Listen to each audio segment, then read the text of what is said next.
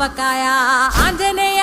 కథ మొదలెట్టినాడు చూడారయ్యా శక్తినంతా చూడగట్టి చెట్టు దులిపినాడు అంజయ్య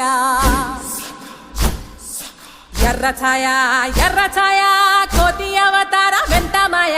కత్తి సేత పట్టకుండా కాయ కోసినాడు కపిలయ్యా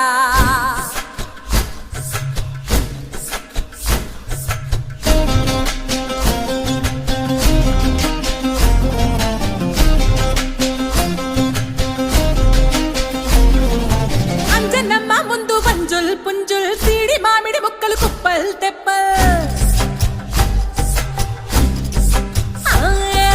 అంజనమ్మ ముందు వంజుల్ పుంజుల్ సీడి మామిడి ముక్కలు కుప్పల్ తెప్పల్ టెంకలోని జీడి వంకలెన్నున్నా